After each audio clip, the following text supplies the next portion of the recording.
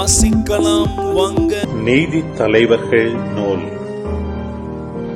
அதிகாரம் 13.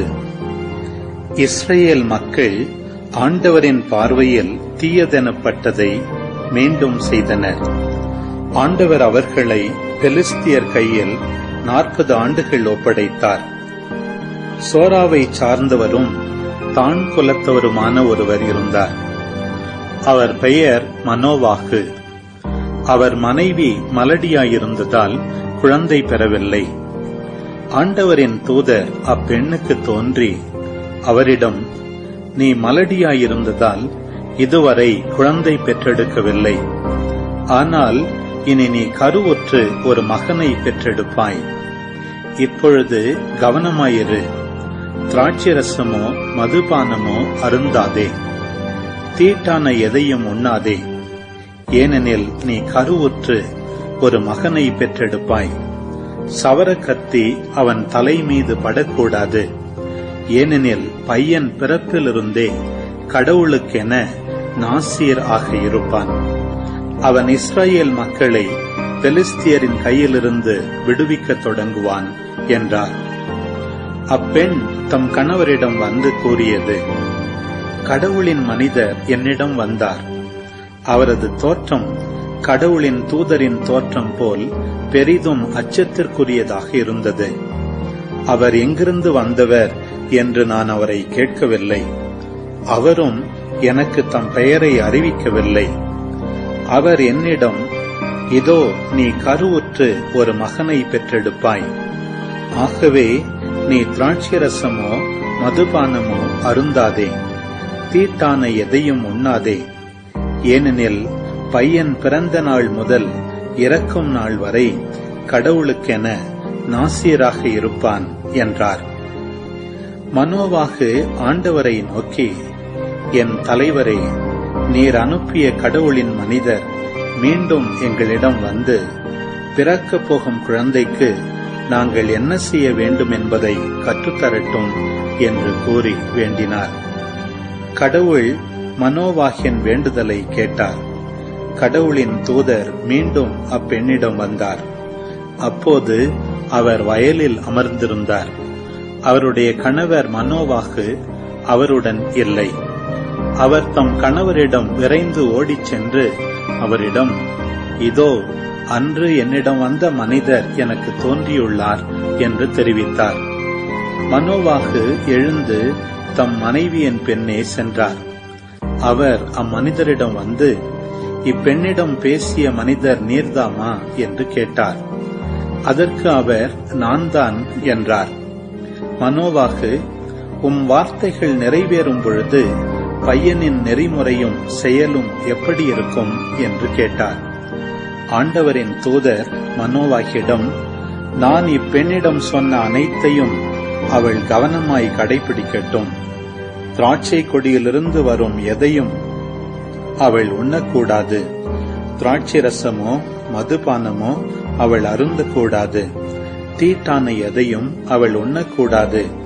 நான் அவளுக்கு கட்டளையிட்ட அனைத்தையும் அவள் கடைபிடிக்கட்டும் என்றார். மனோவாகு ஆண்டவரின் தூதரிடம், தயவு கூர்ந்து சற்று நேரம் காத்திரும். உமக்காக ஓர் ஆட்டுக்குட்டியை சமைக்கின்றோம் என்றார். ஆண்டவரின் தூதர் மனோவாகியிடம், நீ என்னை காத்திருக்க வைத்தாலும் நான் உனது உணவை உண்ணமாட்டேன். நீ ஒரு எரிபலியை செலுத்துவதாக இருந்தால் அதை ஆண்டவருக்கு செலுத்து என்றார். ஏனெனில் மனோவாகு அவர் ஆண்டவரின் தூதர் என்பதை அறியவில்லை. மனோவாகு ஆண்டவரின் தூதரிடம், உமது பெயர் என்ன?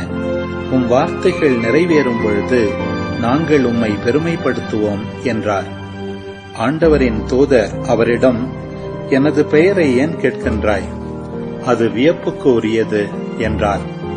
மனோவாகு ஓர் ஆட்டுக்குட்டியை கொண்டு வந்து உணவு படையலுடன் பாறை மீது ஆண்டவருக்கு ஒப்புக் கொடுத்தார். அப்பொழுது மனோவாகும் அவர் மனைவியும் காணும் வண்ணம் ஆண்டவர் வியப்பானதொன்றை செய்தார். பலிபீடத்திலிருந்து தீப்பிழம்பு வான் நோக்கி மேல் எழும்பிய போது அப்பிழம்பில் ஆண்டவரின் தூதரும் மேல் நோக்கிச் சென்றார். மனோவாகும் அவர் மனைவியும் அதை பார்த்து முகம் தரைப்பட விழுந்தனர். ஆண்டவரின் தூதர் மனோவாகிற்கும் அவர் மனைவிக்கும் மீண்டும் தோன்றவில்லை. மனோவாகு அவர் ஆண்டவரின் தூதர் என்பதை அறிந்து கொண்டார். மனோவாகு தம் மனைவியிடம், நாம் செத்தோம், ஏனெனில் நாம் கடவுளை பார்த்துவிட்டோம் என்றார். அவர் மனைவி அவரிடம், ஆண்டவர் நம்மை கொல்வதாயிருந்தால் நம் கையிலிருந்து எரிபலியையும் உணவு படையலையும் ஏற்றிருக்க மாட்டார், இவற்றையெல்லாம் காட்டியிருக்க மாட்டார், இதை நமக்கு இப்போது அறிவித்திருக்கவும் மாட்டார் என்றார். அப்பெண் ஒரு மகனை பெற்றெடுத்து அவனுக்கு சிம்சோன் என பெயரிட்டார். பையன் வளர்ந்து பெரியவனானான். ஆண்டவர் அவனுக்கு ஆசி வழங்கினார்.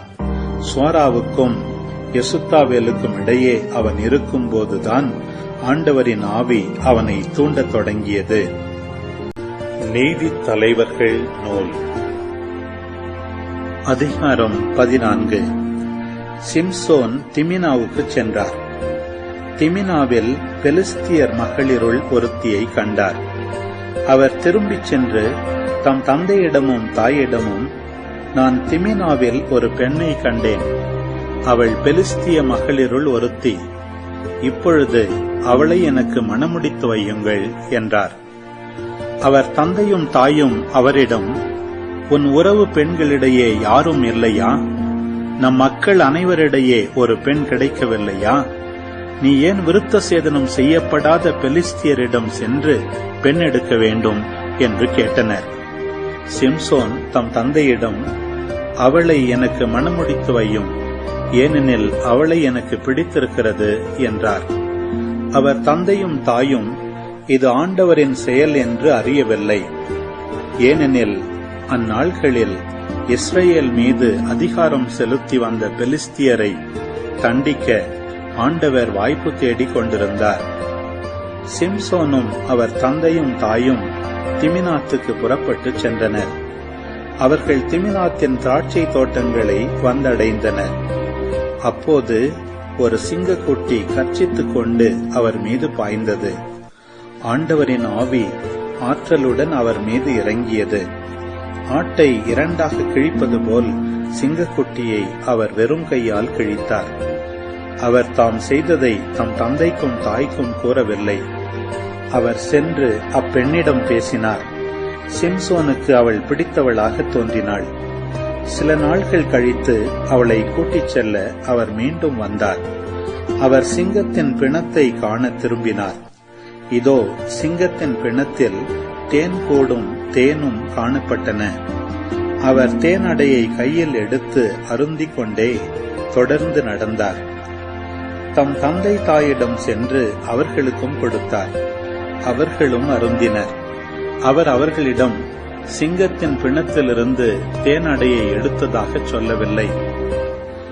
அவர் தந்தை பெண் வீட்டுக்கு சென்றார். அங்கு சிம்சோன் விருந்தளித்தார். ஏனெனில் இளைஞர்கள் அவ்வாறு செய்வது வழக்கம். அவர்கள் அவரை பார்த்து அவருடைய தோழராயிருக்குமாறு 30 பேரை கூட்டி வந்தனர். சிம்சோன் அவர்களிடம், நான் உங்களுக்கு ஒரு விடுகதை கூறுகின்றேன். நீங்கள் விருந்தின் 7 நாள்களுக்குள் அதற்கு விடை கண்டுபிடித்து எனக்கு கூறினால், நான் உங்களுக்கு 30 நாற்பட்டாடைகளையும் 30 மேலாடைகளையும் அளிப்பேன். நீங்கள் எனக்கு சரியான விடை கூற முடியாவிடில் எனக்கு 30 நாற்பட்டாடைகளையும் 30 மேலாடைகளையும் நீங்கள் அளிக்க வேண்டும் என்றார். அவர்கள் அவரிடம், விடுகதையை சொல், நாங்கள் கேட்கின்றோம் என்றனர். அவர் அவர்களிடம், உண்பவனிடமிருந்து உணவு வெளிவந்தது, வலியவனிடமிருந்து இனியது வந்தது என்றார். 3 நாளாகியும் அவர்களால் விடுகதைக்கு விடை காண முடியவில்லை. 4ஆம் நாள் அவர்கள் சிம்சோனின் மனைவியிடம், உன் கணவனை மயக்கி விடுகதையின் விடையை எங்களுக்கு கூறச் சொல், இல்லையேல் உன்னையும் உன் தந்தையின் வீட்டையும் தீக்கிரையாக்குவோம். நீங்கள் எங்களை கூப்பிட்டது கொள்ளையடிக்கவா என்றனர். சிம்சோனின் மனைவி அவர் முன் அழுது அவரிடம், நீர் எனக்கு அன்பு காட்டாமல் வெறுப்பையே காட்டுகின்றீர். என் உறவு பையன்களுக்கு ஒரு விடுகதை கூறினீர், எனக்கு அதன் விடையை கூறவில்லையே என்றாள். அவர்களுக்கு நடந்த விருந்தின் 7 நாள்களும் அவள் அவர் முன் அழுதாள். அவள் அவரை மிகவும் நச்சரிக்க அவளிடம் விடையை கூறினார். அவளோ தன் உறவு பையன்களிடம் விடுகதையின் விடையை அறிவித்து விட்டாள். 7ஆம் நாள் கதிரவன் மறையும் முன் அந்நகரின் ஆண்கள் அவரிடம், தேனினும் இனியது எது, சிங்கத்தினும் வலியது எது என்றனர். அவர் அவர்களிடம், என் இளம் பசுவை கொண்டு நீங்கள் உழுதிருக்காவிடில் என் விடுகதைக்கு விடை கண்டுபிடித்திருக்கவே மாட்டீர்கள் என்றார். ஆண்டவரின் ஆவி ஆற்றலுடன் அவர் மீது இறங்கியது. அவர் அஸ்கலோனுக்கு சென்று அங்குள்ளவர்களுள் 30 பேரை கொன்று அவர்கள் உடைகளை உரிந்து விடுகதைக்கு விடை கூறியவர்களுக்கு கொடுத்தார். அவருக்கு சினம் பொங்கி எழ அவர் தம் தந்தையின் வீட்டுக்கு திரும்பிச் சென்றார். சிம்சோனின் மனைவி அவருக்கு மாப்பிள்ளை தோழனாக இருந்த ஒருவனுக்கு கொடுக்கப்பட்டாள்.